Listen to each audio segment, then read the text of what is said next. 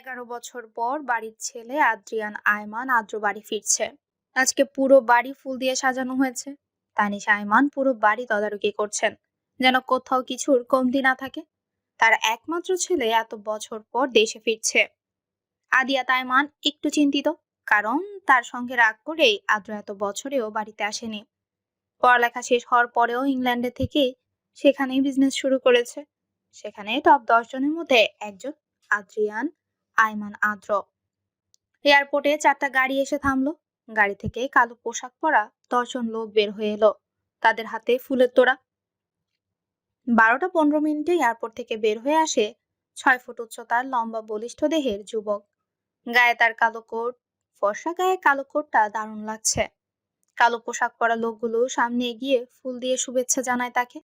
আপনারা গাড়ি নিয়ে বাড়িতে যান, আমি পরে আসবো। একজন লোক বলল, কিন্তু স্যার। কোনো কিন্তু না, আপনারা ফিরে যান। সবাই আদ্রর রাগ সম্পর্কে জানে, তাই আর কথা বাড়ালো না, চলে গেল। আদ্র একটা বাইক নিয়ে বের হয়ে গেল। মেঘ, এই মেঘ, কোথায় তুই? জানিস তো আজকে আদ্র ভাইয়া বাড়ি ফিরছে, সবাইকে ফুপিদের বাড়িতে যেতে হবে। না আপু, আমি যাব না, তোমরা যাও। কেন যাবি না? দেখ মেঘ, ফুপি রাগ করবে। আর তুই এত বছরও ওই বাড়িতে একবার যাসনি। আজকে যদি না যাস তাহলে ফুপি কষ্ট পাবে। প্লিজ চল না। তুই যদি না যাস তাহলে আমি যাব না। প্লিজ চল না। এবার নীরবতা ভেঙে উঠে দাঁড়ালো মেঘ। কি রে, এত কি ভাবছিস তুই? মেঘ হঠাৎ অনুর কথায় ধ্যান ফিরল মেঘের। তপ্ত নিঃশ্বাস ফেলে বলল, আচ্ছা তুই যা, আমি আসছি। তাড়াতাড়ি আসবি কিন্তু। এই বলে চলে গেল অনু। এদিকে মেঘ তো বলেই দিল যে সে যাবে, কিন্তু তার মন থেকে ভয় যেন কাটছেই না। আদ্র ভাইয়া নিশ্চয়ই এত বছরে তাকে ভুলে গেছে। ওই দিনের কথা হয়তো ভুলে গেছে। এত বছর পর নিশ্চয়ই মনে রাখবে না, সেটা ভেবেই মেঘ রেডি হতে চলল। আজ মেঘ একটা কালো 3 পিস পরেছে, সাথে হালকা লিপস্টিক আর চুড়ি, কানে ঝুমকো। এতেই তাকে অপ্সরীর মতো লাগছে। চারিদিকে আলো ঝলমল করছে, বাড়িটা খুব সুন্দর করে সাজানো হয়েছে। সবাই আদ্রর জন্য অপেক্ষা করছে। হঠাৎ আলো নিভে গেল। ভয় মেঘ কিছুটাই ভরকে গেল। সে সবসময় অন্ধকারকে ভয় পায়।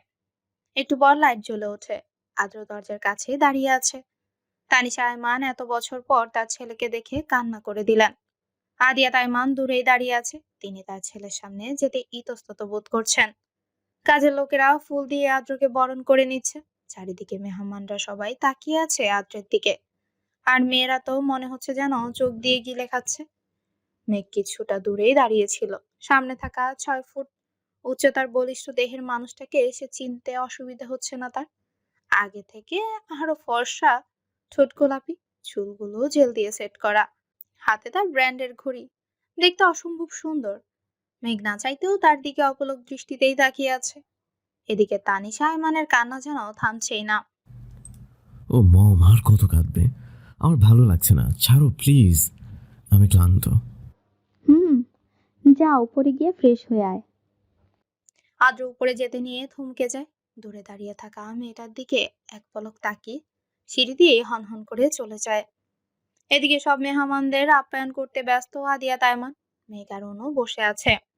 তানিশা ইমান মেহমানদের নিয়ে এতই ব্যস্ত ছিলেন যে মেঘ এসেছে খেয়ালই করেনি। মেঘকে দেখে তানিশা এগিয়ে আসলে ফুপিকে দেখে মেঘ অনু তাড়াতাড়ি গেল। কেমন আছে জিজ্ঞেস করলো। তানিশা মেঘের কপালে চুমু দিয়ে বলল। এতদিন পর তোর ফুপির কথা মনে পড়লো? মেঘ হাসি দিয়ে বলল, না ফুপি, তোমার কথা তো আমার সব সময় মনে পড়ে। এই জন্য বুঝি এত বছর আসিসনি ফুপির কাছে? আর ভাইজানের আজকে সময় হলো না পার্টিতে আসতে? জানো তো ফুপি, বাবা কত ব্যস্ত। এতই ব্যস্ত যে তার একমাত্র ভাগিনা দেশে ফিরলো, তিনি আসতে পারলেন না। আর ভাবি তো অসুস্থ, তাই জোর করলাম না। এখন কেমন আছেন তিনি? ফুপি ভালো। অনু, মেঘ, তোরা বস, আমি তোদের খাবারটা নিয়ে আসি। না ফুপি, পরে খাবো। আচ্ছা শোন, আজকে কিন্তু তোদের ছাড়ছি না। তোরা আজকে এখানেই থাকবি, আমি ভাইজানকে বলে রেখেছি। না ফুপি, আমরা চলে যাব। না, মেঘ এতদিন পর এসেছে, আজকে ছাড়বো না তোদের। এদিকে মেঘ কিছুটা চিন্তিত, কি বলবে তার ফুপিকে। ফ্রেশ হয়ে নিচে নামছে আদ্র। আদ্র আসতে এই আদ্রকে সবার সাথে পরিচয় করিয়ে দিচ্ছে আদিয়া তাইমান। মেঘের গায়ে অনু পানি ফেলে দিয়েছে, তাই ওয়াশরুমে যাচ্ছে মেঘ। কিন্তু পা পিছলে পড়ে যেতে নিলেই আদ্র এসে ধরে নিল। বলিষ্ঠ দেহের মানুষটা তার দিকে অপলক দৃষ্টিতেই তাকিয়ে আছে। মেঘও তার দিকে তাকিয়ে আছে অপলক দৃষ্টিতে। হঠাৎই কিছু একটা পড়া শব্দেও হুঁশ আসলো আদ্রের। আচমকাই মেঘকে ছেড়ে দিল। মেঘ নিচে পড়ে গিয়ে কিছুটা ব্যথাও পেল। তানিশা আয়মান এগিয়ে এসে মেঘকে ধরে উঠালেন। ও মেঘ, সাবধানে হাঁটবি তো। দেখেছিস কিভাবে পড়ে গেলি? আর আদ্র, তুই ওকে ধরে আবার ফেলে দিলি কেন? মম, এই মেয়েটাকে। ও, তোর ছোট মামার মেয়ে। ভুলে গেছিস? ছোটবেলায় তোরা একসাথে কত ঝগড়া করতি। মম প্লিজ, তখন কার সাথে কি হয়েছে আমার কিচ্ছু মনে নাই। আর এই মেয়ে, তুমি কি ঠিক মতো হাঁটতে পারো না? মেঘ রাগে গজগজ করছে। তোকে ধরতেই বা বললো কে, ছাড়তেই বা বললো কে? ছেড়েই যদি দিবি তাহলে ধরতে আসছিলি কেন? গেল নিচে পড়ে আমার কোমর শেষ হয়ে গেল, বাদর হনুমান একটা। মনে মনে বিড়বিড় করে বলছে। আমি কি বলছি শোনো না। হঠাৎই আদ্রের কথায় হুঁশ ফিরে মেঘের। মনে মনে আরো কয়েকটা বকা দেয় মেঘ। সেদিন আদ্রদের বাড়ি থেকে অনু আর মেঘ চলে আসে। ফুপি কিছুতেই রাজি হচ্ছিল না। পরে মেঘ তাকে মায়ের অসুস্থতার কথা বুঝিয়ে চলে আসে। ভোরবেলা থেকে বৃষ্টি শুরু হলো। সকালের ঘুম আর ভাঙছিল না মেঘের। এদিকে মা ডাকাডাকি করছে। ঘুমের ঘরেই শুনতে পেল। তাড়াতাড়ি ওঠ, ভার্সিটিতে যাবি না? ঘুমো ঘুমো চোখে এই ঘড়ির দিকে তাকিয়ে দেখলো বেলা 8:30 বাজে। মেঘ চিন্তিত হয়ে পড়লো কখন রেডি হবে, কখন নাস্তা খাবে আর কখন ভার্সিটি যাবে। তড়িঘড়ি করে বিছানা থেকে উঠলো মেঘ। দ্রুতই রেডি হয়ে বের হলো। মা আর অনু ডাইনিং টেবিলে বসে আছে। মা, তুমি একটু আগে ডেকে দিতে পারলে না?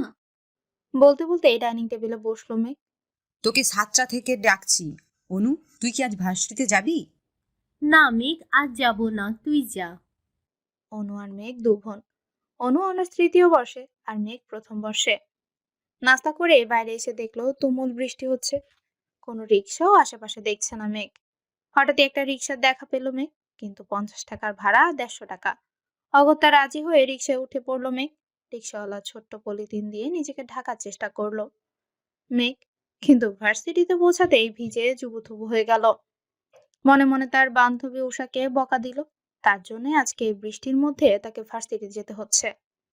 ভার্সিটিতে ঢোকার কিছু সময় পর বৃষ্টি থেমে গেছে। মেঘ ভার্সিটির ভেতরে লাইব্রেরি রুমে অপেক্ষা করছে উষার জন্য। হঠাৎই পেছন থেকে উষা মেঘকে ডাক দিল। কি রে, তুই তো পুরাই কাক ভেজা হয়ে আছিস। মেঘ কিছুটা রেগে বলল। এত সময় লাগে তোর? নিজেই আসতে বলি, এখন এসে দেখি তোর কোনো খবর নেই। সরি মেঘ, বৃষ্টি তো সেজন্য দেরি হয়ে গেছে। তোর ওই সরি তোর কাছেই রাখ। আমার শরীর পুরো ভিজে গেছে, আর কি দরকারি কথা বলবি যা তোর ফোনে বলা যাচ্ছিল না, এখানেই বলতে হবে? উষা কিছুটা চিন্তায় পড়ে গেল। কি করে বলবে মেঘকে নীলের কথা, সেটাই ভাবতে লাগলো। হঠাৎই মেঘের ডাকে হুঁশ আসলো উষার। কি বলবি বল উষা, বলছি। বল। আসলে আমি আমি মানে কি আসলে আমি মানে করছিস সেই তখন থেকে? আসলে আমি একজনকে ভালোবাসি। উষা চোখ বন্ধ করে একদমই কথাগুলো বলল মেঘকে।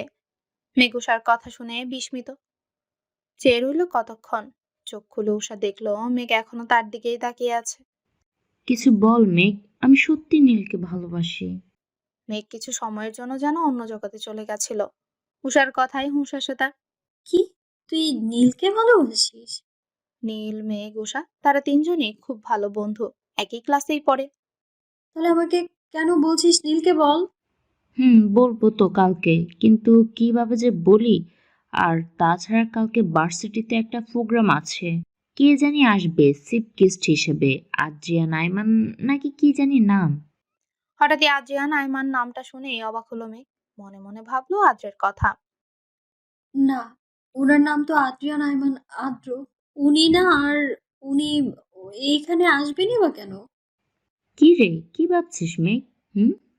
না, কিছু না। তাহলে এটাই কথা থাকলো, কলেজে তুই নীলকে প্রপোজ করছিস। আর শোন উষা, কালকে তুই একটা শাড়ি পরে আসবি। তাহলে তোকেও শাড়ি পরে আসতে হবে মেঘ। যেহেতু কালকে অনুষ্ঠান, সবাই শাড়ি পরে আসবে, তাই তোকেও শাড়ি পরে আসতে হবে। আচ্ছা, কালকে তাহলে দেখা হচ্ছে। হুম এদিকে আদ্র কার সাথে যেন কথা বলছে। হুম। ওটা রেখে দিয়ে একটা ডেভিল হাসি দেয় আদ্র। মনে মনে বলে, তৈরি থেকো জান, কাল থেকে তোমার শাস্তি শুরু। আমি যতটা কষ্ট পেয়েছি এই 11 বছর, তার থেকে বেশি কষ্ট তুমি পাবে জান। রেডি থেকো। সকালবেলায় মায়ের চিৎকারে ঘুম থেকে জেগে উঠল মেঘ। মনে হচ্ছে বাইরে কিছু হয়েছে, তাই তো তড়িঘড়ি করে বিছানা থেকে উঠল মেঘ। হাই হাই, আমার শখের মুরগিটা কে চুরি করলো? হনুমাকে সান্ত্বনা দিচ্ছে। মেঘ গিয়ে দেখলো তার মায়ের শখের মুরগিটাকে যেন চুরি করে নিয়ে পালিয়েছে। ও মা, কি শুরু করলে সকালবেলা? একটা মুরগির জোটে কেউ এইভাবে চিৎকার করে? মেঘ, মার ওটা শখের মুরগি ছিল। জানি, এখন চিৎকার করে কান্নাকাটি করলে কি আর চোর সেটা বাড়িতে এসে দিয়ে যাবে নাকি? হয়েছে, তোর না আজকে ভার্সিটিতে প্রোগ্রাম আছে? হুম। তাড়াতাড়ি রেডি হয়ে নে, উষা কল করেছিল। আজকে একটা নীল শাড়ি পরেছে মেঘ। হাতে নীল চুড়ি, কানে ঝুমকো, কপালে টিপ আর হালকা লিপস্টিক। কাজল এতটুকুতেই মেঘকে অপরূপ সুন্দর লাগছে। চুলগুলো খোলা হাওয়ায় উঠছিল। অনু মেঘের ফোন দিতে এসে আয়নায় মেঘের প্রতিবিম্ব দেখে বলল, বাহ মেঘ, তোকে তো আজ পরীর মতো লাগছে। মেঘ পেছনে ঘুরে তাকালো, বলল, তাই বুঝি?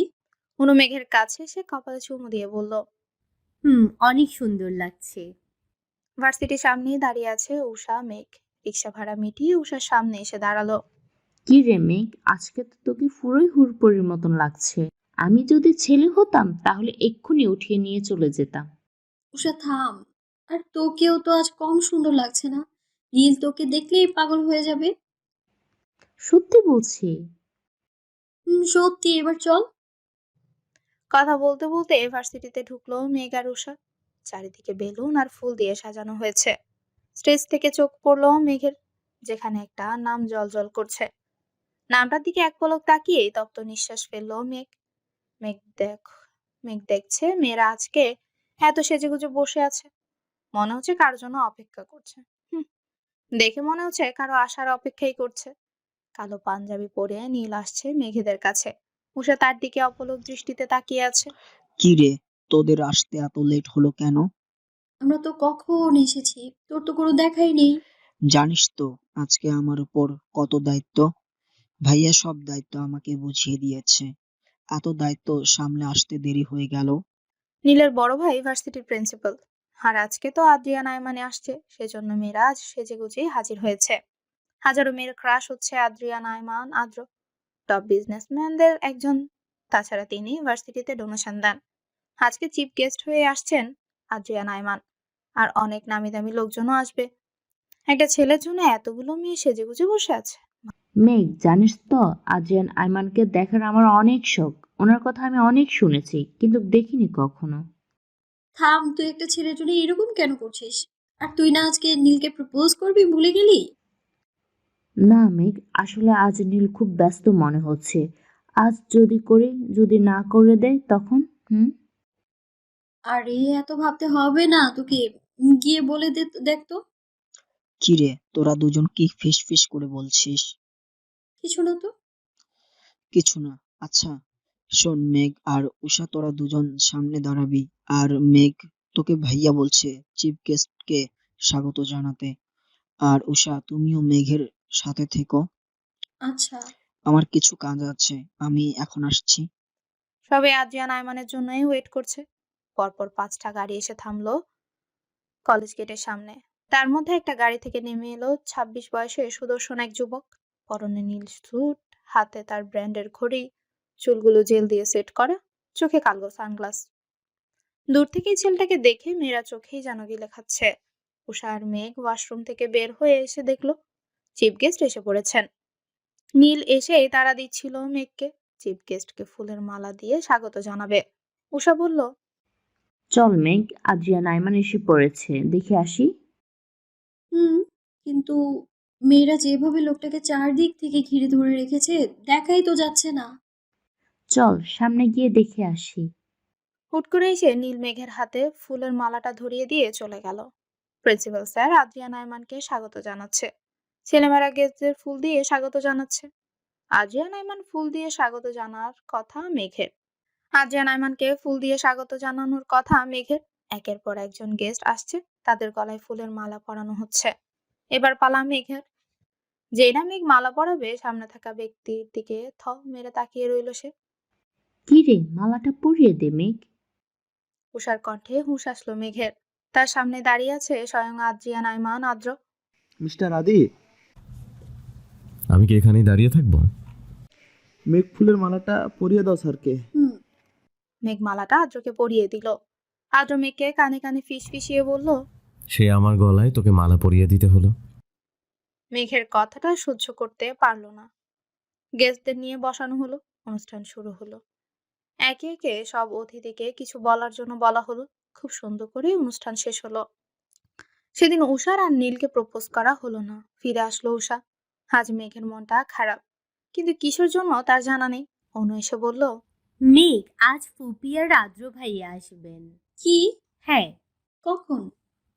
একটু পর। আমি নিচে গেলাম, তুই রেডি হয়ে নিচে আয়, মা তোকে ডাকছে। আসছি, তুই যা। আদ্র, এই আদ্র, তাড়াতাড়ি রেডি হয়ে আয় বাবা, দেরি হয়ে যাচ্ছে তো। আসছি মাম। আজ আদ্র খুব সুন্দর একটা নীল রঙের পাঞ্জাবি পরেছে। দেখতে খুব সুন্দর লাগছে। কি রে মেঘ, ওখানে দাঁড়িয়ে থাকবি নাকি এদিকে আয়?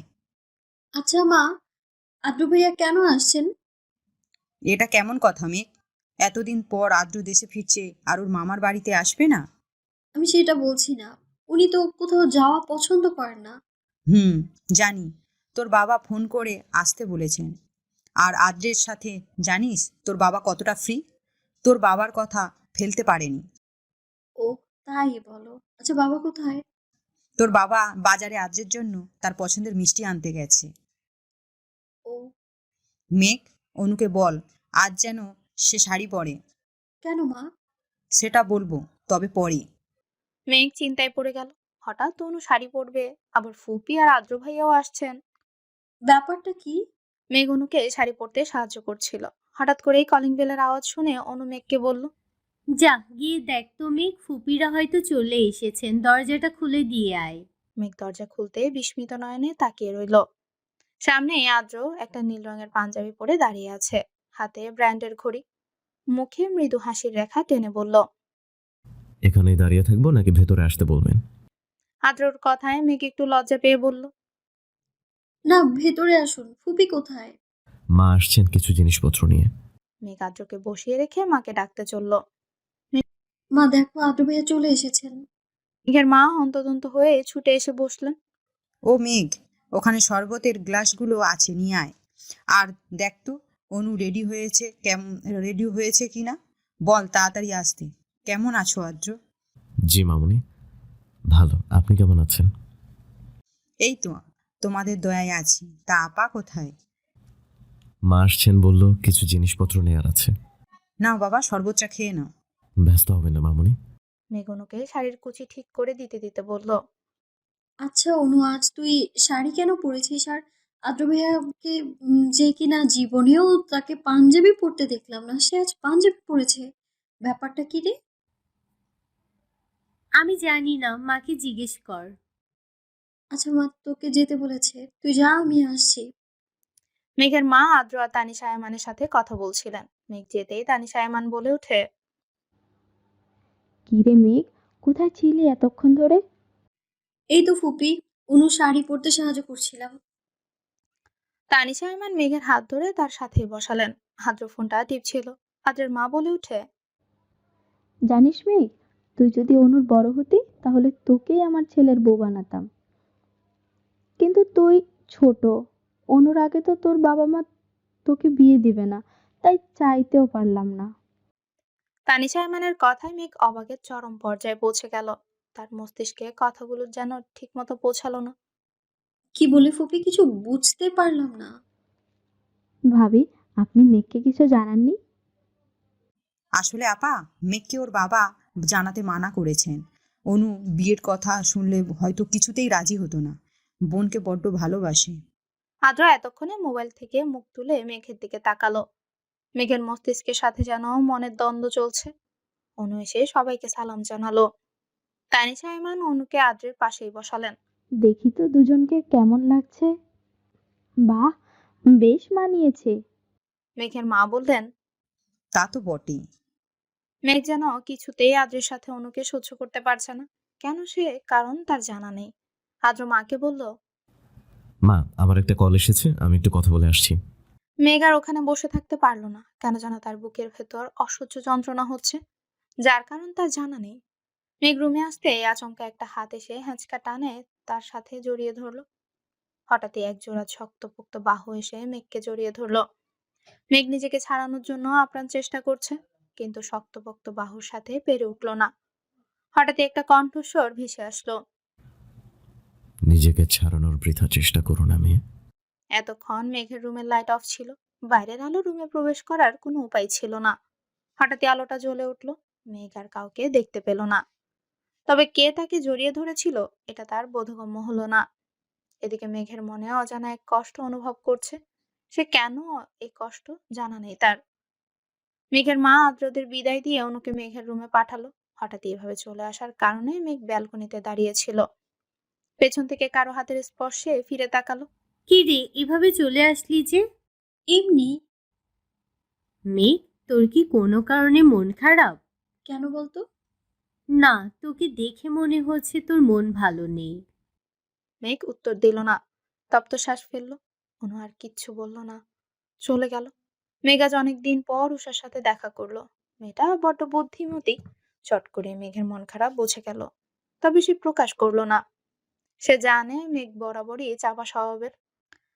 ও যদি নিজ থেকে কিছু বলছে না, নিশ্চয়ই কোনো কারণ আছে, তাই জিজ্ঞেসও করলো না। মেঘ, চল না আজকে ফুচকা খাই। মেঘ এতক্ষণ আকাশের দিকেই চেয়েছিল, উষার কথায় তপ্ত শ্বাস ফেলে বলল, চল। মেঘ আর উষা ফুচকা খাচ্ছিল। হঠাৎই বিষম খেলো মেঘ। এক বোতল পানি এগিয়ে দিল একটা হাত। মেঘ তাড়াতাড়ি পানির বোতলটা নিয়ে পানি খেলো। এতক্ষণে পানি খাওয়ার চক্করে সামনে থাকা ব্যক্তিটির দিকে তাকাতেই ভুলে গেছিল সে। ছেলেটা সুদর্শন যুবক, অপলক দৃষ্টিতেই তাকিয়ে আছে মেঘের দিকে। উষা কণ্ঠে হুঁশ ফিরল মেঘের। মেঘের জন্য পানি আনতে গিয়েছিল উষা। মেঘ, ঠিক আছিস তুই? এই নে পানি। মেঘ বলল। আর লাগবে না। সামনে থাকা লোকটা বলল, কেউ সাহায্য করলে তাকে ধন্যবাদ জানাতে হয় ম্যাম। ধন্যবাদ। আপনি যদি কিছু মনে না করেন, তাহলে কি আপনার নামটা জানতে পারি? জি, আমি মেঘ। আমি নিবিড় শাহরিয়ার। মেঘ উষাকে চিমটি কেটে বলল। আর কিছু জানাবি নাকি এখান থেকে যাবি? মেঘ আর কিচ্ছু বলল না, ছেলেটার ফোন আসাতে পেছনে ফিরে কথা বলছিল। ততক্ষণে মেঘ আর উষা চলে গেল। নিবিড় পেছনে ফিরতেই আর মেঘকে দেখতে পেল না, তপ্ত শ্বাস ফেলে বলল, কে তুমি মায়াবতী? এ কোন মায়ায় জড়ালে আমায়? অন্যদিকে আদ্র ফোনে কারোর সাথে যেন কথা বলছিল। ওদিকে সব কাজ ঠিকঠাক? লোকটা উত্তর দিল। কলটা কেটে আদ্র বলে ওঠে, আর কিছু সময় অপেক্ষা করো যান, আমি সবকিছু ঠিক করে দেব। আজ অনেকদিন পর মেঘ ভার্সিটিতে গেল। উষা মেঘের জন্য অপেক্ষা করছিল। মেঘকে দেখতে পেয়ে এগিয়ে আসলো। কি রে মেঘ, কেমন আছিস? এই তো ভালো, চল ক্লাসে যাই। মেঘ আর উষা পা বাড়াতে একটা ছেলে মেঘ বলে ডেকে উঠলো। পেছনে তাকাতেই দেখতে পেল একটা সুদর্শন যুবক তার দিকে এগিয়ে আসছে। কাছে আসতেই মেঘ বলল, আপনি এখানে কি করছেন? তাহলে তুমি আমাকে চিনতে পেরেছো। আমি এই ভার্সিটিতেই পড়ি, আর তোমার সাথেই। তোমাকে দেখতে পেলাম তাই আসলাম। ও, কিন্তু আগে তো আপনাকে কোনোদিন ভার্সিটিতে দেখিনি। আসলে আমি ততটা ভার্সিটি আসি না। ও আচ্ছা, চলি, ক্লাস শুরু হয়ে যাবে। মেঘ পা বাড়াতেই নিবিড় আবারও বলে ওঠে। মেঘ, আমরা কি বন্ধু হতে পারি? মেঘ কিছুটা ইতস্তত বোধ করছিল। উষা বলল, আচ্ছা ঠিক আছে, কোনো সমস্যা নাই, আজ থেকে আমরা ফ্রেন্ড হলাম, চলো ক্লাসে যাই। ক্লাসে মেঘ আর উষা একই সাথেই বসলো। পেছনে নিবিড় বসলো। ক্লাসে স্যার আসতেই সবাই দাঁড়িয়ে উঠলো। মেঘ যেন বিস্মিত নয়নে তাকিয়ে রইল। Sit down please. সবাই বসে পড়লেও মেঘ এখনো দাঁড়িয়ে আছে। উষা মেঘের হাতে চিমটি কেটে বলল। কি রে মেঘ, দাঁড়িয়ে আছিস কেন? মেঘ তো পুরো অবাক, কারণ তার সামনে আর কেউ না, দ্য গ্রেট আধিয়াত হায়মান আদ্র দাঁড়িয়ে আছে। আদ্র মেঘকে ধমক দিয়ে বসতে বলল। মেঘ উষাকে জিজ্ঞেস করলো। উনি এখানে? উষা বলল, উনি তো আমাদের নতুন টিচার হিসেবে জয়েন করেছে, জানিস তো খুব রাগী। আর তুই কি ওনাকে চিনিস নাকি? হ্যাঁ, উনি আমার কাজিন হয়, তবে আর কাউকে বলবি না, আদ্র ভাইয়া ব্যক্তিগত লাইফ আলাদা রাখতে পছন্দ করেন। সো স্টুডেন্টস, তোমাদের গতকাল যে পড়া দিয়েছি সেগুলো কি কমপ্লিট হয়েছে? আর যে না পারো তাড়াতাড়ি ক্লাসের বাইরে গিয়ে দাঁড়াও। নাও। মেঘ প্রায় অনেকদিন ভার্সিটিতে আসে না, তাই তো পড়াশোনাও ঠিকমতো করা হয় না। তাই সে ক্লাসের বাইরে দাঁড়িয়ে রইল। আদ্র মেঘের দিকে একবার তাকিয়ে সবাইকে জিজ্ঞেস করলো একে একে। বাকি সবার পড়া কমপ্লিট। হঠাৎই নিবিড় বলে উঠে, স্যার আমার হয়নি। তাই সে ক্লাসের বাইরে এসে মেঘের সাথেই দাঁড়ালো। মেঘকে অন্য ছেলের পাশে দেখে আদ্রের বুকে ভেতরটা হঠাৎই কেঁপে উঠল। নিবিড় মেঘকে বলল, আচ্ছা মেঘ, তুমি কি স্যারকে পছন্দ করো? হঠাৎই নিবিড়ের কথায় বিস্মিত নয়নে তাকালো মেঘ। আসলে ওই সময় তুমি যেইভাবে তাকিয়েছিলে। না, তেমনটা নয়, স্যার আমার কাজিন হন। ও আচ্ছা, তাই বলো। আদ্র স্যার তোমার ভাই হয়, আগে বলবে না? আমি জানতাম না উনি এখানে জয়েন করেছে। ও, তাই বলো। আদ্র ওদের কথা বলতে দেখে বলল, তোমাদেরকে কি আমি কথা বলার জন্য বাইরে দাঁড় করিয়ে রেখেছি? কাল থেকে আমার ক্লাসে পড়া শিখে আসবা। আজকে কিছু বললাম না। যাও, ভেতরে গিয়ে বসো। আদ্র ক্লাস শেষ করে চলে গেল। ওষার আজকে কি একটা কাজ আছে বলে আগেই চলে গেল। তাই তো মেঘকে আজকে একাই ফিরতে হলো। পেছন থেকে নিবিড় বলল, চলো মেঘ, আমি তোমাকে আজ ড্রপ করে দিয়ে আসি। মেঘ সরাসরি না বলতে পারলো না। না নিবিড়, আপনি চলে যান, আমি যেতে পারবো। আরে চলো না, প্লিজ। মেঘ আর কিচ্ছু বলল না। মেঘ আর নিবিড়কে একসাথে দেখে একজোড়া চোখ থেকে যেন আগুন ছড়ছে। মনে হচ্ছে যেন সেই আগুনে সবকিছু জ্বালিয়ে পুড়িয়ে শেষ করে দিবে। মেঘ বাড়িতে ফিরতে অনু বলে ওঠে, মেঘ, জানিস তো ভার্সিটিতে আদ্র ভাইয়া জয়েন করেছে। জানি, আজকে তো দেখলাম। বলেই চলে গেল। ফ্রেশ হয়ে বারান্দায় দাঁড়িয়েছিল মেঘ। পেছন থেকে অনু বলে উঠল, মেঘ, তোর কি মন খারাপ? না তো। তাহলে এখানে দাঁড়িয়ে আছিস কেন? ভালো লাগছে না। মেঘ, মা বলেছে আদ্র ভাইয়া যেহেতু তোর ভার্সিটিতে জয়েন করেছে, তোর তো সামনে পরীক্ষা, তাই কিছুদিনের জন্য তোকে পড়াতে বলেছে। উনি কি রাজি হয়েছেন? বলেছে কাল থেকে আসবে। মেঘ অনেকদিন আগের কথাই ভাবতে লাগলো। মেঘের যখন 10 বছর, তখন আদ্র তাকে পড়াতো। মেঘ সবসময় আদ্রকে বলতো, আর আমি বড় হয়ে আপনাকে বিয়ে করব, খুব ভালোবাসবো আপনাকে, আমি বিয়ে করবেন তো? তখন আদ্র ধমক দিয়ে বলতো, মেঘ, তুমি এখনো ছোট, আর এসব কথা যেন তোমার থেকে না শুনি। এসব বললে আমি আর তোমাকে পড়াবো না। পরের দিন থেকে মেঘকে আর পড়াতে আসলো না আদ্র। মেঘের খুব কষ্ট হয়েছিল আদ্র তাকে পড়াতে না আসায়। পরে মাকে জিজ্ঞেস করলে মা বলল, তোমার জন্য ছেলেটা কোথাও যেতে পারে না, বন্ধু বান্ধবদের সময় দিতে পারে না, তাই আর আসবে না। তবে মেঘের ছোট্ট মনটা বুঝতে পেরেছিল আদ্র কেন তাকে পড়াতে আসবে না। মেঘের ভাবনার মধ্যে হঠাৎ ফোনটা বেজে উঠল। ফোনটা হাতে নিয়ে দেখে নিবিড় কল করেছে।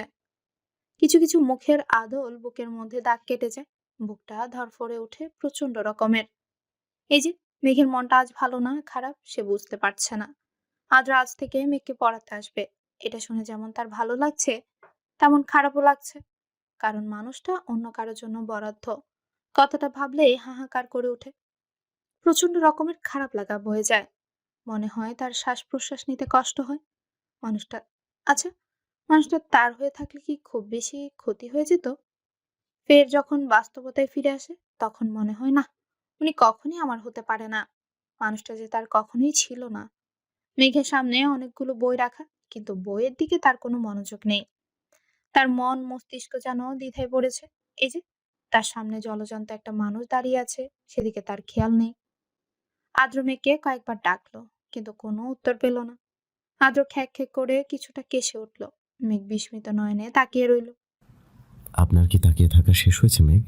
মেঘ কিছুটা অপ্রস্তুত হয়ে বলল, আসলে আদ্র ভাই, আপনি কখন এসেছেন আমি না ঠিক খেয়াল করিনি।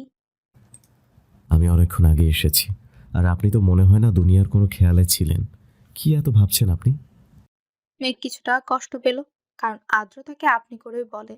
সে আদ্র থেকে ছোট হওয়া সত্ত্বেও তাকে আপনি করে বলে।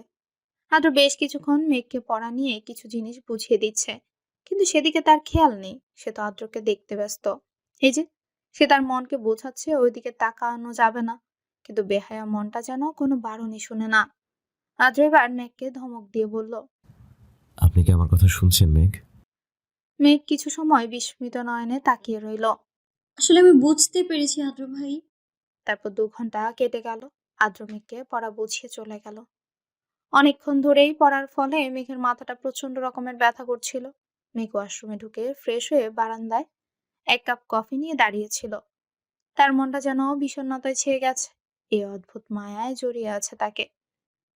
আচ্ছা, নিজেকে নিজের চেনা দায়, পথে পথে ঘুরে একা হতাশা হতাশা মেরুদণ্ডের বক্রতা, কি খুঁজি কারে খুঁজি, হেরে যাই হারিয়েও যাই, ভুলে যাই নিজেকে নিজের চেনা দায়। তপ্ত শ্বাস ফেলল মেঘ। নিজেকে নিজের সাথে লড়াই করতে হচ্ছে প্রতিনিয়ত। এই আমিটার সাথে যুদ্ধ করতে করতে ক্লান্ত তার শরীর। এদিকে আদ্র একটা লোককে ফোন করলো। কয়েকবার রিং হতে লোকটা ফোন রিসিভ করে বলল, আদ্র মুখটা রাগে কচকচ করছে। আর কত আর কত সময় লাগবে? ফোনটা কেটে দিয়ে ফোনটা মেঝেতে ছুঁড়ে ফেললো।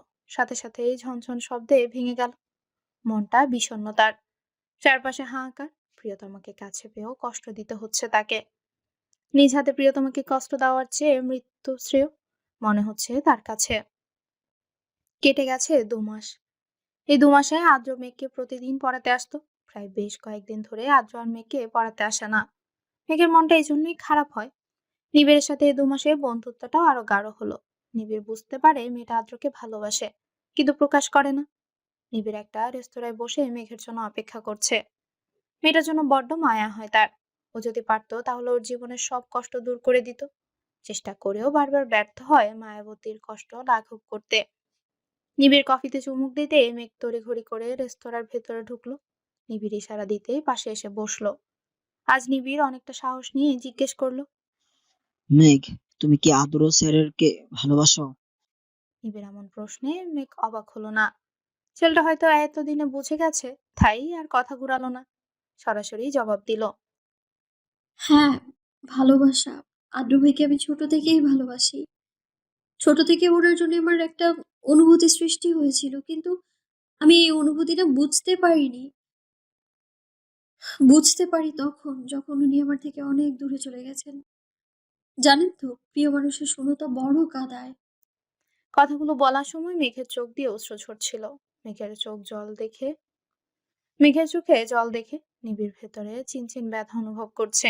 নিবিড় মেঘকে জিজ্ঞেস করলো, মেঘ, তুমি আদ্র স্যারকে বলছো তুমি ওনাকে ভালোবাসো? না, এখন আর বলে লাভ নেই। উনি কখনো আমার হবে না। ওর অপুর সাথে বিয়ে ঠিক হয়ে গেছে। আর উনি আমাকে পছন্দ করেন না, ভালোবাসেন না আমায়। একবার বলে তো দেখো মেঘ। কি হবে বলে? উনি তো আমায় ভালোবাসেন না। তবুও একবার বলে তো দেখো। এখন সবকিছু শেষ হয়ে যায়নি মেঘ। এতে তোমাদের তিনজনের জীবন জড়িয়ে আছে। আমি পারবো না আমার বোনের সুখ কেড়ে নিতে। পারবো না আমি। বলেই মেঘ কান্নায় ভেঙে পড়ে। নিবিড় মেঘকে সান্ত্বনা দেওয়ার মতো ভাষা খুঁজে পাচ্ছে না। মেঘ কিভাবে তার বড় বোনের বিয়ে ভেঙে দিবে? কিন্তু আজ যদি মেঘ না বলতে পারে তাহলে তো ভেতরে ভেতরে দুমড়ে মুচড়ে শেষ হয়ে যাবে। প্রিয়তমাকে কি করে শেষ হয়ে যেতে দেখবে নিবিড়? হয়তো বলা হবে না প্রিয়তমাকে ভালোবাসার কথা, বলা হবে না তার অনুভূতির কথা। সব কথা অব্যক্তই রয়ে যাবে আজীবন। বাড়িতে এসে একটা সংবাদ শুনে মেঘের মাথায় আকাশ ভেঙে পড়লো। 3 দিন পর আদ্র আর অনুর বিয়ে। মেঘের হৃদয়টা ভেঙে চুরমার হয়ে গেল। অনু এসে মেঘকে জড়িয়ে ধরে বলল, আর তো কয়েকদিন আছে মেঘ, এরপর তো শ্বশুর বাড়িতে চলে যাব, আর তোর সাথে গল্প করা হবে না। মেঘের চোখ দিয়ে দুফোঁটা জল গড়িয়ে পড়ল। সবার অগোচরে সে জল মুছেও নিল মেঘ। ও আপু, তুমিও না মন খারাপ করছো কেন? আমি তো যাবো তোমার সাথে দেখা করতে, তখন অনেক গল্প করব। আচ্ছা তুমি ছাড়ো তো, আমার কত কাজ, আমার আপুর বিয়ে বলে কথা। বলে মেঘ রুমে চলে গেল। মেঘ রুমে গিয়ে দরজা বন্ধ করে দেয়। ফ্লোরে বসে হাউমাউ করে কাঁদতে থাকে। রুম সাউন্ডপ্রুফ বলেই কান্নার আওয়াজ বাইরে থেকে শোনা গেল না। মেঘের হৃদয়টা ভেঙে দুমড়ে মুচড়ে গেছে। মেঘের হৃদয়ে যেন কেউ বারবার ছুরি দিয়ে আঘাত করছে। বিকেলের দিকে অনুকে তানিশা আয়মান বিয়ের কেনাকাটা করার জন্য তৈরি থাকতে বলেছে। অনু মেঘের রুমে গিয়ে কয়েকবার ডাকলো, কিন্তু কোনো সাড়া পেল না। ও মনে করলো হয়তো ঘুমিয়ে আছে, তাই বিরক্ত করলো না। অনু তৈরি হয়ে মেঘের রুমে এসে বসলো। মেঘ, ফুপি কিছু কেনাকাটা করার জন্য তৈরি থাকতে বলেছে, তুইও তৈরি হয়ে নে তাড়াতাড়ি। ও আপু, আমি কেন যাব? তুই কেন যাবি মানে? তুই আমার বিয়ের শাড়ি থেকে শুরু করে যা যা প্রয়োজন সব কিছু তুই পছন্দ করে দিবি। আর না শুনতে চাই না মেঘ। মেঘ আর কথা বাড়ালো না, তৈরি হয়ে নিল। একটা কালো গাড়িতে হেলান দিয়ে দাঁড়িয়ে আছে আদ্র। কালো কোট আর হাতে ব্র্যান্ডের ঘড়ি, চুলগুলো জেল দিয়ে সেট করা। সব সময় মতো আজকেও দেখতে খুব সুন্দর লাগছে। মেঘ আর অনু এগিয়ে যেতে গাড়ির দরজা খুলে দিল আদ্র। মেঘ আদ্রর দিকে এক পলক তাকিয়ে তপ্ত নিঃশ্বাস ফেলে গাড়িতে উঠে বসলো। একটা বড় শপিং মলে এসে গাড়িটা থামলো। তারা তিনজনে মিলে একটা শাড়ির দোকানে ঢুকলো। সবকিছু আগে থেকে কেনা হয়ে গেছে, শুধু শাড়িটাই বাকি ছিল। অনু একটার পর একটা শাড়ি দেখছে আর মেঘকে বলছে। মেঘ একটাও পছন্দ করে দিচ্ছে না, কোনটা নিবে ভেবেও পাচ্ছে না। আদ্র অনুকে বলল, আপনাদের এখানে না পছন্দ হলে অন্য দোকানে দেখতে পারেন। না না, আসলে কোনটা নিব ভেবে পাচ্ছি না। মেঘের নজর গেল একটা কালো শাড়ির দিকে। মেঘের কাছে লাল কালারটা ভালো লাগে, কালো শাড়িটা যেন অসম্ভব সুন্দর লাগছে আজকে। মেঘ শাড়িটা অনুকে দেখিয়ে বলল। দেখো তুই এটা কেমন? অনু শাড়িটার দিকে একবার তাকিয়ে বলল, অনেক সুন্দর, কিন্তু ওটা তো কালো, আর বিয়েতে কালো পরবো না মেঘ। তারপর আরো বেশ কয়েকটা শাড়ি থেকে একটা পছন্দ করলো অনু। আচ্ছা, আপনাদের হয়েছে? চলুন রেস্টুরেন্টে যাওয়া যাক। আপনারা যান, আমার একটা ইম্পর্টেন্ট কল করার আছে। আমি আসছি।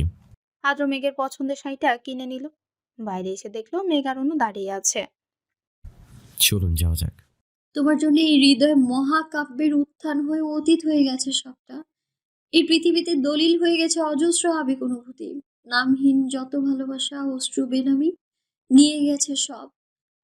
আজ যখন হৃদয় খুলে দেখি নিজের কি আছে, সে কি নীরবতা, হাহাকার সবটা। কথাগুলো লিখে ডায়েরিটা বন্ধ করলো মেঘ। কাল অনুর গায়ে হলুদ। মেহমানরা আজ থেকে আসা শুরু করে দিয়েছে। অনু মেঘের রুমে এসে দেখে ও চুপচাপ বসে রয়েছে। কি রে, এইভাবে মন খারাপ করে বসে আছিস কেন? কি সব আবল তাবল বলছো? মন খারাপ করে কেন থাকবো? তাহলে রুমে বসে আছিস কেন? ও আপু, ভালো লাগছে না। অনুকে জড়িয়ে ধরে বলল, তুমি কি আমায় ভুলে যাবে আপু? শোন, ভুলে যাব কেন? আমি কি দূরে কোথাও যাচ্ছি? আর আমি কি আমার এই ছোট্ট পাখিটাকে ভুলতে পারি? আর তুই মন খারাপ করবি না একদম। তুই যদি মন খারাপ করে বসে থাকিস, তাহলে আমারও মনটা খারাপ হয়ে যাবে। হুম। আপুর বিয়েতে কই হই হুল্লোড়ের করবে, তা না রুমে বসে শোক পালন করছো? কথাটা বলতে বলতেই রুমে ঢুকলো নিবিড়। আপনি এখানে? তুমি দাওয়াত দিতে ভুলে গেলেও আন্টি কিন্তু ভুলেনি। আমার তো মনে হচ্ছে না তুমি না আন্টি আমার ফ্রেন্ড।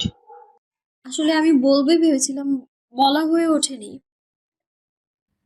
আচ্ছা, তোমরা দুজন কথা বল, আমি যাই। আমার ফ্রেন্ডরা আসবে কখন, কল করে জিজ্ঞেস করতে হবে।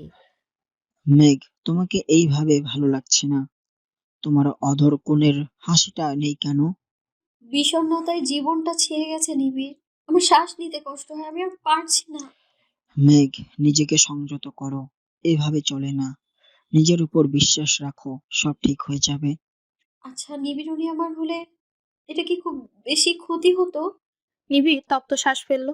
তার মনে অনেক ব্যথা, অনেক কথা অব্যক্ত রয়েছে, হয়তো বলা হবে না কখনো। মেঘ, তোমাকে কখনো আমি বন্ধুর মতো দেখিনি। দেখেছিলাম আমার রাজ্যের রানীর মতো। মায়াবতী গল্প বলা হবে না, সব কথা অব্যক্ত রয়ে যাবে আজীবন। কালকে গায়ে হলুদের কোথায় কি হবে সেটাই বুঝিয়ে দিচ্ছে তানিশা আয়মান। হাদিয়া তাইমান আদ্র কোথায় গেছে জিজ্ঞেস করলেন। ও, আদ্র এয়ারপোর্টে গেছে ভাবিদের আনতে। ও, আদ্র আসলে আমার সাথে দেখা করতে বলল। আচ্ছা। একটা বড় রেস্টুরেন্টে বসে আছে আদ্র, সাথে তার ভাই জয়, যার সাথে ছোট থেকেই বড় হয়েছে, ভাইয়ের থেকে বেশি বন্ধু, যার কাছে আদ্র সব কথা মন খুলে বলতে পারে। আদ্র তপ্ত শ্বাস ফেলে বলল, কাল গায়ে হলুদ, মাঝখানে যদি একটা ভুল হয়ে যায় তাহলে আমাদের তিনজনের জীবনই তছনছ হয়ে যাবে। এতদিন ভয় না করলেও এখন কিছুটা নার্ভাস ফিল করছি। আমি চেষ্টা করছি সব কিছু ঠিক করার, কিন্তু বাবা যদি মেঘের কোনো ক্ষতি করে দেয়। আমি আমার জীবন নিয়ে ভাবি না, কিন্তু মেঘের কিছু হয়ে গেলে আমি বাঁচতে পারবো না। জয় জয় তাকিয়ে আছে এক প্রেমিক পুরুষের দিকে, যে কিনা তার জীবন থেকে বেশি ভালোবাসে তার প্রিয়তমাকে। আদ্র আর জয় বাড়িতে ফিরতেই তানিশা আয়মান আদ্রকে জিজ্ঞেস করলেন, এত দেরি হলো কেন? আসলে মা, আমি আর জয় শপিং মলে গিয়েছিলাম। ও, তোর বাবা তোকে দেখা করতে বলেছে। তুমি আলো না হও, আধার হয়ে থেকে যাও আমার জীবনে প্রতিটা রাত। তবুও তুমি থেকে যাও। তুমি থেকে যাও আমার ঘোর লাগা মেঘ জড়ানো ভালোবাসায়। তোমার নামে সন্ধ্যা নামক আমার এই জীবনে। কথাগুলো লিখে ডায়েরিটা বন্ধ করলো আদ্র। মেঘের থেকে দূরে যাওয়ার পর থেকে আদ্র ডায়েরি লেখা শুরু করেছে। লিখেছে মনের অব্যক্ত অনুভূতি। চারিদিকে আলো ঝলমল করছে। মেহমানদের আনাগোনা বাড়ছে। অনু ওর ফ্রেন্ডদের সাথে পার্লারে গেছে। বাচ্চারা হইচই আনন্দে মেতে উঠেছে। গায়ে হলুদের অনুষ্ঠান নিজ নিজ বাড়িতেই হবে। মেঘ, তুমি তৈরি হবে কখন? মেঘ পেছনে ঘুরে তাকাতেই দেখতে পেল সুঠাম দেহের অধিকারী একজন সুদর্শন যুবক। পরনে নীল পাঞ্জাবি, হাতে ব্র্যান্ডের ঘড়ি, চুলগুলো জেল দিয়ে সেট করা। অসম্ভব সুন্দর লাগছে। ও নিবিড়, এত লেট কেন হলো? লেট হয়নি ম্যাম। আর তুমি এখনো তৈরি হওনি। যাও তাড়াতাড়ি তৈরি হও। এই তো রেডি হওয়ার জন্য যাচ্ছিলাম। অনুকে স্টেজে এনে বসানো হয়েছে। একে একে সবাই হলুদ দিয়ে যাচ্ছে। অনু তার কাজিনকে মেঘের কথা জিজ্ঞেস করেছিল কয়েকবার। বলেছে মেঘ তৈরি হচ্ছে। দূরে নিবিড় দাঁড়িয়ে আছে। হঠাৎই একটা মেয়ে এসে নিবিড়ের পাশে দাঁড়ালো। নিবিড় এক পলক তাকিয়ে আবারও চোখ সরিয়ে নিল। এই যে মিস্টার, নাম কি? আমাকে বলছেন? যেহেতু আপনি এখানে দাঁড়িয়ে আছেন, তো আপনাকেই বলছি। ও, আমি নিবিড় শাহরিয়া, মেঘের ফ্রেন্ড। ও, আমি তানিয়া, ম্যাগের কাজিন। তো আপনি দাঁড়িয়ে আছেন কেন? আসলে মেঘের জন্য ওয়েট করছি। ও আসলে একসাথে যাব। মেঘ একটা হলুদ কালারের লেহেঙ্গা পরেছে। হাতে চুড়ি, হালকা লিপস্টিক, চোখে কাজল, সিম্পল মেকআপ, কানে ঝুমকো। সবকিছু ঠিকঠাক করে আয়নার সামনে দাঁড়ালো। হঠাৎই আলো নিভে গেল। মেঘ আলো নিভে যাওয়াতে ভয় পেল। তবে বাইরের কিছু আলো আসছে রুমে। তার মানে কি ওর রুমের লাইট নষ্ট হয়ে গেল? আচমকা একটা হাত এসে আচকা টান দিয়ে নিজের সাথে মিশিয়ে নিল। মেঘ আচমকা টান দেওয়াতে ভীত হলো। নিজেকে ছাড়ানোর আপ্রাণ চেষ্টা করলো। তবে লম্বা দেহের অধিকারী মানুষটার সাথে পেরে উঠল না। মেঘের কানের সামনে একটা কণ্ঠস্বর ফিসফিসিয়ে বলল, নিজেকে ছাড়ানোর বৃথা চেষ্টা করুন আমি। আচ্ছা, এভাবে সেজেছ কেন? আমি কে মাতাল করতে? আমি তো এমনিতেই মাতাল, তোমার মাতাল করা ভালোবাসায়। কণ্ঠস্বরটা শুনে মেঘ ভীত হলো। কারো আসার শব্দ শুনে লোকটা মেঘকে ছেড়ে দিয়ে বলল। মেঘ যেন হাফ ছেড়ে বাঁচলো। মেঘ, তুমি কি ভেতরে আছো? কে? আমি নিবিড়। ও নিবিড়। নিবিড় রুমে ঢুকতে গেলে দেখতে পেল লাইট অফ। তোমার রুমের লাইট অফ কেন? জানি না, হঠাৎ লাইট চলে গেল। আচ্ছা চল, বাইরে সবাই অপেক্ষা করছে হয়তো। রুমের লাইট জ্বলে উঠলো। নিবিড় মেঘের দিকে তাকাতেই দেখলো যেন কোনো পরী পৃথিবীতে নেমে এসেছে। অপলক দৃষ্টিতে তাকিয়ে রইল। কি হলো, চলো। মেঘের কথায় হুঁশ ফিরল নিবিড়ের। হ্যাঁ যাচ্ছি। অনুকে মেঘ আর নিবিড় হলুদ ছোঁয়ালো। অনুকে তার বান্ধবীরা মিলে মেহেদি পরিয়ে দিচ্ছে। মেঘ আর নিবিড় একসাথে বসে রয়েছে। মেঘ, তুমি মেহেদি কখন লাগাবে? নিবিড়, আমি মেহেদি লাগাবো না, ভালো লাগছে না আমার। ওহ মেঘ, প্লিজ এইভাবে মন খারাপ করে থেকো না। কারোর জন্য জীবন থেমে থাকে না। আমার জীবন তো থমকে আছে নিবিড়। তপ্ত শ্বাস ফেললো নিবিড়। উঠে গিয়ে হাতের করে একটা মেহেদি নিয়ে আসলো। মেঘ নিবিড়ের হাতে মেহেদি দেখে জিজ্ঞেস করলো, তুমি মেহেদি দিবে? না ম্যাম, আপনাকে দিয়ে দিব। মানুষ বলে যার মেহেদির রং যত লাল হয় তার বর তাকে তত বেশি ভালোবাসে। তুমি মেহেদি দিতে পারো? ছোটবেলায় আমার বোনকে দিয়ে দিতাম। ও বলে আমি অনেক সুন্দর করে দিতে পারি। মেঘের হাতে নিবিড় মেহেদি পরিয়ে দিচ্ছে। দূর থেকে একজোড়া চোখ তীক্ষ্ণ দৃষ্টিতে তাকিয়ে রয়েছে। তার চোখ দিয়ে যেন আগুন ছড়ছে। বাহ, তুমি তো অনেক সুন্দর করে মেহেদি দিতে পারো। পছন্দ হয়েছে? হুম। তানিয়া মেঘের পাশে এসে বসলো। মেঘের উদ্দেশ্যে বলল, ম্যাগ, আজকে আমি তোর রুমে থাকবো, আর অনু আপু ওর ফ্রেন্ডের সাথে থাকবে বলেছে। আচ্ছা। বাহ, তোর হাতের মেহেদির ডিজাইনটা তো খুব সুন্দর হয়েছে। কে দিয়ে দিল? ও জানিস তো, নিবিড় খুব সুন্দর করে মেহেদি দিতে পারে। ও আমাকে দিয়ে দিল। তো মিস্টার নিবিড় শুধু নিজের ফ্রেন্ডকে মেহেদি দিয়ে দিলে হবে? কাজিনরা কোথায় যাবে? ও মিস তানিসা, আপনি দাঁড়ান, আমি মেহেদি নিয়ে আসছি। অনুষ্ঠান শেষ হয়েছে প্রায় 1 ঘন্টা আগে। অনু আর পারছে না, খুব টায়ার্ড লাগছে। তাই ওর বান্ধবীকে বলল, তোরা গিয়ে শুয়ে পড়, আমি ফ্রেশ হতে যাচ্ছি। অনু ফ্রেশ হয়ে আসতে লাইট অফ হয়ে গেল। হঠাৎই একজোড়া হাত এসে মুখে রুমাল দিয়ে চেপে ধরলো। সাথে সাথে অনু জ্ঞান হারালো। অনেক রাত হয়েছে বিদায় এদিকটায় মানুষ নেই বললেই চলে। লোকটা সহজে অনুকে বের করে আনতে পারলো। বাইরে একটা কালো গাড়ি দাঁড়িয়ে রয়েছে। লোকটা অনুকে সেই গাড়িতে উঠিয়ে দিল। নিজে ড্রাইভিং সিটে এসে বসে পড়লো। গাড়ি চলছে আপন গতিতে। রাতে পূর্ণিমার চাঁদের দিকে তাকিয়ে আছে মেঘ। মুগ্ধ নয়নে তাকিয়ে দেখছে পূর্ব আকাশের বুকে দ্বাদশীর চাঁদ অপরূপ সুধা নিয়ে জেগে উঠতে। চাঁদনি রাতের প্রকৃতি এক মায়াময় সৌন্দর্যের অধিকারী। আকাশের বুক থেকে জ্যোৎস্নার রাশি ছড়িয়ে পড়ে সমস্ত পৃথিবীর বুকে আর জাগিয়ে তোলে মহাময় রূপ মাধুর্য। জ্যোৎস্নার অজস্র ধারায় শান্ত হয় নিবিড় প্রকৃতি। দু চোখ দিয়ে অশ্রু গড়িয়ে পড়ছে মেঘের। আজই তার শেষ কান্না, আর সে কাঁদবে না। তাকে এগিয়ে যেতে হবে, নিজের জন্য না হলেও তার পরিবারের জন্য। আলো আঁধারে স্নিগ্ধ মিতালিতে ঝলমল করে উঠে জ্যোৎস্না প্লাবিত রাত। এমন রাতের অস্পষ্ট মায়ালোকে নিমজ্জিত থাকে প্রকৃতি। জ্যোৎস্নার আলো ছায়া নৃত্য প্রকৃতি প্রেমী। হাত পা বাঁধা অবস্থায় একটা মেয়েকে অন্ধকার ঘরে আটকে রাখা হয়েছে। কালো মাস্ক পরা একটা ছেলে জ্যোৎস্নার আলোয় মেয়েটাকে খুঁটিয়ে খুঁটিয়ে দেখতে লাগলো। চাঁদের মায়াবী আলোয় মেয়েটার সৌন্দর্য দ্বিগুণ ফুটে উঠেছে। ছেলেটা মেয়েটাকে ভালোভাবে দেখে মনে মনে বলল, তোমার মতো এক মায়াবতীকে আমার রাজ্যের রানী করার কথা ভেবেছিলাম। এখন কি মনে হচ্ছে জানো, স্মিত হেসে বলল, তাকে আমার কাছাকাছি পেয়ে গেছি। জ্যোৎস্নার অমৃত সুধা মেঘের শরীরের উপর লুটিপুটি খাচ্ছে। আর মেঘ মুগ্ধ হয়ে আকাশ পানে চাঁদের দিকে তাকিয়ে আছে। চোখ দিয়ে পড়ছে অজস্র অশ্রুকণা। সেদিকে তার খেয়াল নেই। সে মুগ্ধ নয়নে তাকিয়ে আছে প্রকৃতির পানে, জ্যোৎস্নার অপরূপ সৌন্দর্যের মাঝে। জ্যোৎস্নার উপচে পড়া স্নিগ্ধতা রোমান্টিক স্মৃতির জগতে নিয়ে যায়। জ্যোৎস্নার এই অপরূপ সৌন্দর্য না দেখলে হয়তো অপূর্ণই রয়ে যাবে জীবন। আজ সারা রাত হয়তো এভাবেই কেটে যাবে মেঘের। চোখ দিয়ে অশ্রুকণা ঝরছে। মেঘের চিৎকার করে বলতে ইচ্ছে করছে, হে পৃথিবী, যাকে পাবো না তাকেই কেন ভালোবাসলাম? পাবো না জেনেও কেন তার পিছু ছুটলাম? আমার ভাগ্যে কেন তাকে লেখা হলো না? কথাগুলো যেন কথাগুলো যেন স্তব্ধ হয়ে রয়ে গেছে মেঘের মাঝে। সে নির্ভীক, তার কথা যেন আটকে গেছে। তার কাছে বেঁচে থাকা যেন দুষ্কর হয়ে গেছে। যদি আত্মহত্যা করা পাপ না হতো, তাহলে সে নিঃসন্দেহে তা বেছে নিত। এই অসহ্য যন্ত্রণা তাকে কুরে কুরে খাচ্ছে। তার কাছে অসহ্য তার কাছে অসহ্য যন্ত্রণা থেকে মৃত্যু শ্রেয় বলে মনে হচ্ছে।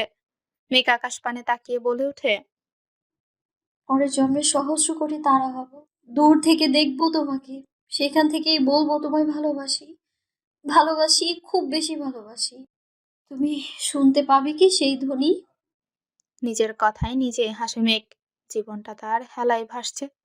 তার মন মস্তিষ্ক দ্বিধায় পড়েছে। মেঘ তার ডায়েরিটা নিয়ে ফেলে দিল বারান্দা থেকে। কি হবে আর ডায়েরি লিখে? ডায়েরির পাতায় পাতায় রয়েছে অজস্র স্মৃতি। ডায়েরির পাতায় পাতায় না হয় পড়ে থাকুক তার অব্যক্ত ভালোবাসা। আকাশের দিকে মুগ্ধ নয়নে তাকিয়ে আছে একটা ছেলে। হাতে তার নিকোটিন। নিকোটিনের ধোঁয়ায় তার গোলাপি ঠোঁটগুলো কালো দাগ পড়ে গেছে। ভেতরে তার অজস্র আবেগ অনুভূতি লুকিয়ে রেখেছে। আর কিছু মুহূর্তের অপেক্ষা। সব অপেক্ষার অবসান ঘটবে কাল। প্রেয়সী নিজের করে নি প্রেয়সীকে নিজের করে নিবে সে। তার সব দুঃখ কষ্ট মুছে দিবে সে।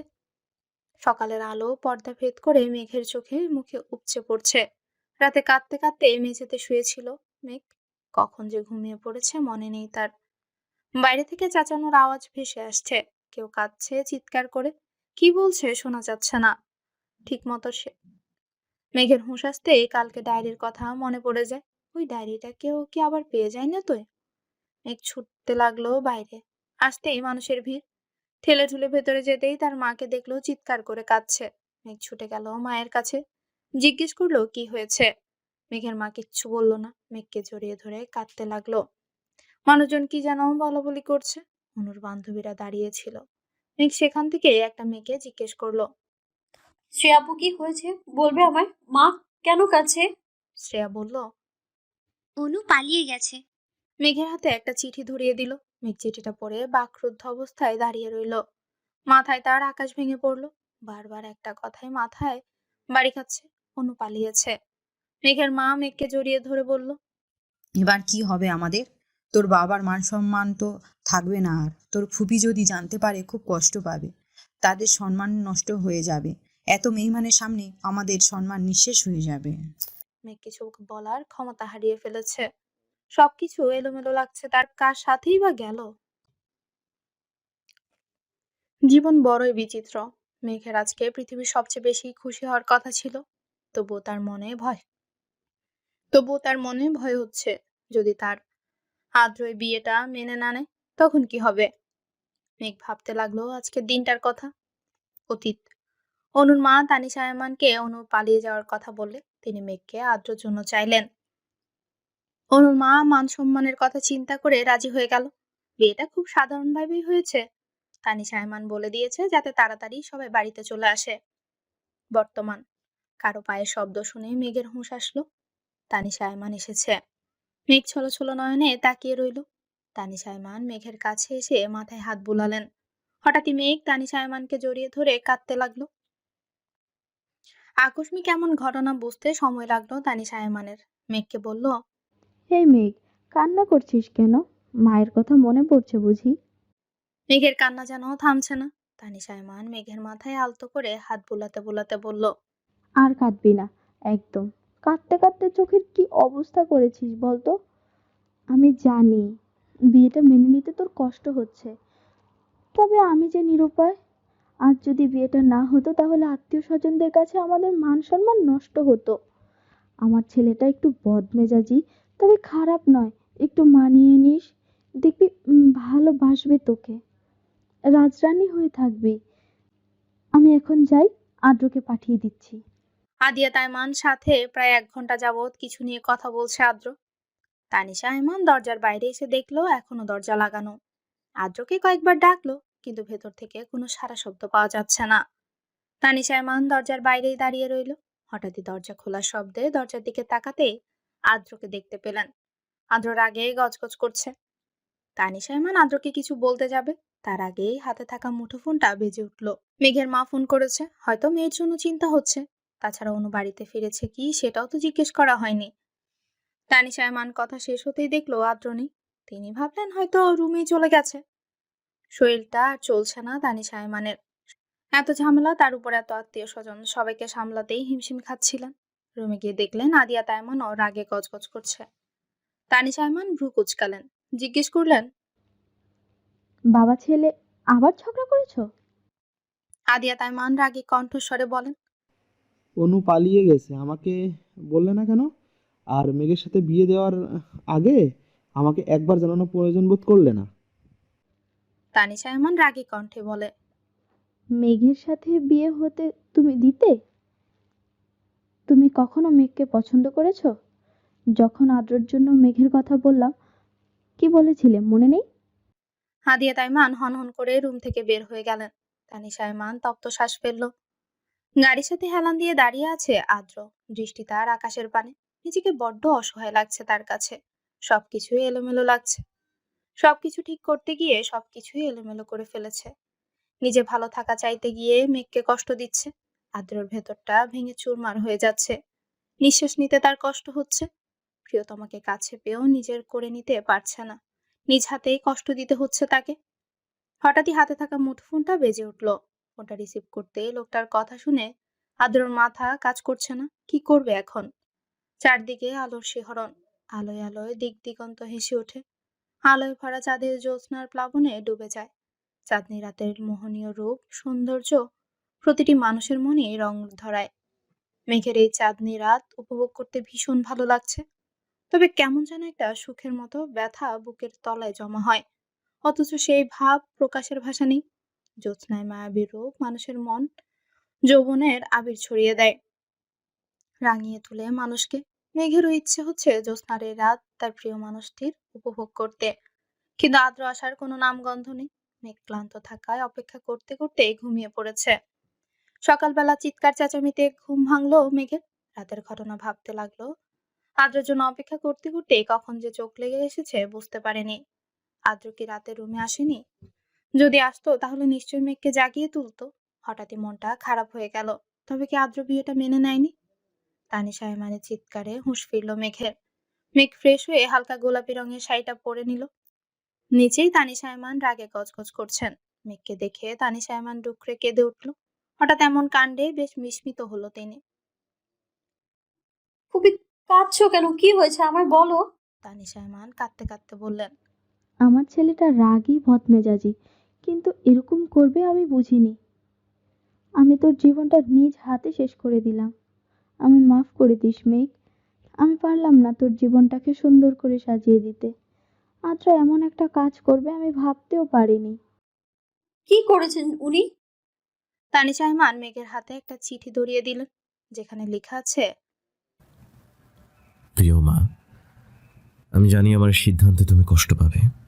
কথাগুলো ফোনে বলতে পারতাম, কিন্তু তোমার সাথে কথা বলতে কষ্ট হতো, তাই চিঠি লিখলাম। তবে আমার কিছু করার ছিল না। আমি মেঘকে নিজের জীবনসঙ্গী হিসেবে মেনে নিতে পারবো না। আমি লন্ডন ফিরে যাচ্ছি। আমার সাথে যোগাযোগের চেষ্টা করো না। আর মেঘকে বলো পারলে যেন আমায় ক্ষমা করে দেয়। ও চাইলে বাড়িতে ফিরে যেতে পারে। আর কার জন্যই বা এখানে থাকবে। আমি তো আর বাংলাদেশে ফিরবো না। মেঘকে বিয়ে করাটা আমার ভুল সিদ্ধান্ত ছিল। পারলে আমায় ক্ষমা করো। এটি আদ্র। মেঘের মাথায় যেন আকাশ ভেঙে পড়েছে। ওর মস্তিষ্ক যেন শূন্য, মন মস্তিষ্কে দ্বিধায় ভুগছে। এটা কিভাবে করতে পারলো আদ্র? হঠাৎই অজ্ঞান হয়ে গেল মেঘ। তানিশা আয়মান বাড়ির লোকদের নিয়ে আদ্রের রুমে এনে শুয়ে দিল। মাথায় হাত বুলাতে লাগলো। চিন্তা করতে লাগলো সকালের ঘটনা। ঘুম থেকে উঠে নিচে নামতেই দারোয়ান এসে তানিশা আয়মানের হাতে চিঠি দিয়ে বলে, আদ্র দিয়েছে। চিঠি খুলতে মাথায় যেন আকাশ ভেঙে পড়লো। তানিশা আয়মানের আদ্র, এসব কি লিখেছে? এখন এসবের মানে কি? আদ্রকে কয়েকবার ফোন দিলেও ফোন বন্ধ বলছে। বর্তমান। একটু আগেই মেঘের জ্ঞান ফিরেছে। মেঘ ছলছল নয়নে তাকিয়ে রইল তানিশা আয়মানের দিকে। ফুপি, আমি কি এতটাই খারাপ যে আমাকে ভালোবাসা যায় না? তানিশা আয়মান মেঘেরকে জড়িয়ে ধরে বলল, এসব কি বলছিস মেঘ? তুই খারাপ হতে যাবি কেন? আমি তো মনে করি তাদের ভাগ্য খারাপ, যারা তোকে মেনে নিতে পারেনি। মেঘের চোখ দিয়ে অজস্র অশ্রু গড়িয়ে পড়ছে। মেঘের জীবনটা কেমন এলোমেলো হয়ে গেছে। সবকিছুই ছন্নছাড়া। তার জীবন যেন হেলায় ভেসে চলেছে। কেটে গেছে 2 বছর। এই 2 বছরের এমন একটা দিনও নেই যেদিন মেঘ আদ্রকে মনে করেনি। এমন একটা দিনও নেই যেদিনও কান্না করেনি। তবে দিন শেষে কারো জীবন কারো জন্যই থেমে থাকে না। মেঘ উষার বিয়ের জন্য তৈরি হচ্ছে। উষা অবশেষে তার ভালোবাসার মানুষটাকে নিজের করেই পাচ্ছে। মেঘেরও ইচ্ছে ছিল আদ্রকে নিয়ে ভালো থাকার, কিন্তু আদ্র তো চায়নি। কথাটা ভাবতেই বুকের ভেতরটা ছ্যাদ করে উঠল মেঘের। ভাবতে লাগলো সেই দিনটার কথা। অতীত। আদ্র চলে গেছে প্রায় 2 সপ্তাহ হবে। এই 2 সপ্তাহ মেঘ রুম থেকে বের হয়নি। নিজেকে রুমের মধ্যে বন্দি করে রেখেছিল সে। তানিশা আয়মান মেঘের মাকে সব জানানোর পরও ওরা মেঘকে নিয়ে যেতে চেয়েছে, কিন্তু মেঘ যায়নি। তানিশা আয়মান আদ্রের উপর রাগ করে আর ফোন করেনি। তানিশা আয়মান মেঘকে জোর করেনি, বলেছিল আজ থেকে তুই আমারই মেয়ে হয়ে থাকবি। নিবিড় মেঘের বিয়েটা মেনে নিতে পারেনি। পরে যখন মেঘের এই অবস্থার কথা জানতে পেরেছে, ও মেঘকে এই অবস্থা থেকে বের হয়ে আসতে অনেক সাপোর্ট করেছে। তারপর প্রায় 1 মাস পর অনু বাড়িতে ফিরেছে। সবাই অনুকে অনেক অপমান করে। অনুর মা ওকে মেনে নিতে চায়নি। মেঘের এই অবস্থার জন্য অনুকে দায়ী করেছে। অনু সবকিছু মেনে নিয়েছে। কেন পালিয়ে গেছে এই প্রশ্নের জবাব অনু দেয়নি। সবসময় এড়িয়ে গেছে। কেটে গেছে প্রায় 5 মাস। আদ্র চলে যাওয়ার পর প্রায় 5 মাস মেঘ নিজেকে সবার থেকে আড়াল করে রেখেছে। এই 5 মাস নিবিড় সবসময় মেঘকে সাপোর্ট করেছে। মেঘ অনার্স কমপ্লিট করেছে। আদ্র চলে যাওয়ার পর তানিশা আয়মান মেঘকে কতবার বলেছে, তুই আবার নিজের জীবনটা সুন্দর করে গুছিয়ে নে নতুন কারো সাথে, কিন্তু মেঘ চায়নি। বর্তমান। মেঘের ভাবনায় ব্যাঘাত ঘটানোয় হাতে থাকা মোবাইল ফোনের আওয়াজে নিবিড় কল করেছে। কখন বের হবে জানতে চাইছে। মেঘ আজকে খুব সুন্দর করেই সেজেছে। নীল রঙের শাড়ি, হাতে নীল চুড়ি, চোখে কাজল আর সিম্পল মেকআপ। দেখতে খুব সুন্দর লাগছে। অনু তড়িঘড়ি করে মেঘের রুমে ঢুকলো। মেঘ অনুর দিকে তাকাতেই অনু হা হয়ে মেঘের দিকেই তাকিয়ে রইল। মেঘ অনুকে এভাবে হা হয়ে তাকিয়ে থাকতে দেখে জিজ্ঞেস করলো, কি হয়েছে? মেঘ তুই জানিস আজকে তোকে কত সুন্দর লাগছে। আজ তোকে যে দেখবি সে ফিদা হয়ে যাবে। আজ কতদিন পর তুই এত সুন্দর করে সেজেছিস। খুব সুন্দর লাগছে, পুরো পরীর মতো লাগছে। মেঘ বলল, হয়েছে হয়েছে, তুমি কখন যাবে? অনু বলল, ও জানিস তো মেঘ, জয় এখনো তৈরি হয়নি। আমি কতবার ফোন করে বলেছি তাড়াতাড়ি আসতে, ও এখনো আসছে না। মেঘ বলল। আচ্ছা একটা কথা বলো, তুমি কি সেদিন জয় ভাইয়ের সাথে পালিয়েছিলে? অনু নিরুত্তর। মেঘ এ নিয়ে বহুবার এই প্রশ্নটা করেছে, কিন্তু কোনো উত্তর দেয়নি অনু। মেঘ বলল, আচ্ছা ঠিক আছে, আমি জয় ভাইয়াকে বলে দিব যেন আমার এই সুন্দরী আপুটাকে আর ওয়েট না করায়। মেঘ অনুকে বলল, আমি যাচ্ছি, তুমি জয় ভাইয়ার সাথে তাড়াতাড়ি এসো। নিবিড় আমার জন্য ওয়েট করছে। বাইরে একটা কালো গাড়ির সাথে হেলান দিয়ে দাঁড়িয়ে আছে নিবিড়। নীল পাঞ্জাবি, হাতে ব্র্যান্ডের ঘড়ি, চুলগুলো জেল দিয়ে সেট করা, কালো সানগ্লাস, দেখতে সুদর্শন যুবক। মেঘ বাইরে বের হতেই নিবিড়ের চোখ পড়লো মেঘের দিকে। নিবিড় অপলক দৃষ্টিতে তাকিয়ে আছে মেঘের দিকে। মেঘ বলল, কি দেখছো? তোমাকে, বলেই হুঁশ এলো নিবিড়ের। মানে এই যে তোমার ড্রেস আমার সাথে মিলে গেলে, এটাই দেখছি। মেঘ বলল, আচ্ছা চলো তাড়াতাড়ি। হ্যাঁ চলো। চারিদিকে আলো ঝলমল করছে, বিভিন্ন রকমের ফুল দিয়ে সাজানো হয়েছে। বিয়ে বাড়ি বলে কথা। মেঘ আর নিবিড় গাড়ি থেকে দাঁড়ালো। নিবিড় বলল, মেঘ তুমি যাও, আমি উষার গিফটটা নিয়ে আসছি। আচ্ছা মেঘ বাইরে এসে দাঁড়াতে পরিচিত একটা কণ্ঠস্বর হয়ে মেঘ বলে ডেকে উঠল। মেঘ পরিচিত কণ্ঠস্বর শুনে স্তব্ধ হয়ে রইল। বুকের ভেতরটা ছ্যাদ করে উঠল। মেঘ পেছন ফিরতেই কাঙ্ক্ষিত মানুষটাকে পেল না। মেঘ নিরাশ হয়ে ভেতরে গেল। হয়তো সবসময় তার কথা ভাবতে থাকে বলেই এমন হয়েছে। মেঘ যতই বলুক ও আদ্রর কথা ভাবে না, কিন্তু ওর মন মস্তিষ্ক জুড়ে শুধুই আদ্র রয়েছে। মেঘ ভেতরে যেতেই উষা জিজ্ঞেস করলো, হুম? এই তোর আসার সময় হয়েছে? এই আমি তোর বান্ধবী, তুই আমাকে একদমই ভালোবাসিস না মেঘ। নাহলে তুই এটা আমার সাথে কিছুতেই করতে পারতি না। আমি একমাত্র বান্ধবী হলে তুই কিভাবে পারলি এত লেট করে আসতে? সরি প্লিজ, রাগ করিস না। উষা বলল, ওর কথা বলিস না আর। ও তোর গিফট বাড়িতে রেখেই চলে এসেছে, সেটাই আবার নিয়ে আসতে গিয়েছে। ও তুই কেন দিতে গেলি মেঘ? পরে কি দেওয়া যেত না? ও না বললে শুনতো। আর তোকে যে আজ কি সুন্দর লাগছে রে উষা। তবে অবশ্য বিয়ে বাড়িতে সবার থেকে বউকেই ভালো লাগে, কারণ সবাই বউকেই তো দেখে। উষা আবারও বলল, সেটা না হয় বুঝতে পারলাম, তোর দিক থেকে তো চোখ ফেরানোই মুশকিল হয়ে যাচ্ছে। আমি যদি ছেলে হতাম তাহলে তোকে এক্ষুনি নিয়ে গায়েব হয়ে যেতাম। রেস্টুরেন্টে বসে আছে আদ্র আর নিবিড়। নিবিড় নিজের রাগকে কন্ট্রোল করার চেষ্টা করছে। নিজেকে সংযত করে আদ্রকে প্রশ্ন করলো। আপনি এমন কেন করছেন? আদ্র বলল, কেমন? নিবিড় বলল, বুঝে কেন এরকম করছেন? আপনি মেঘকে ভালোবাসেন? আদ্র বলল। না আদ্র। নিবিড় বলল, তাহলে ছেড়ে দিন। আদ্র বলল।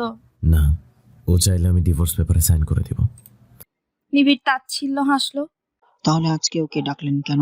আদ্র বিস্মিত নয়নে তাকালো নিবিড়ের দিকে, কিছু বলল না।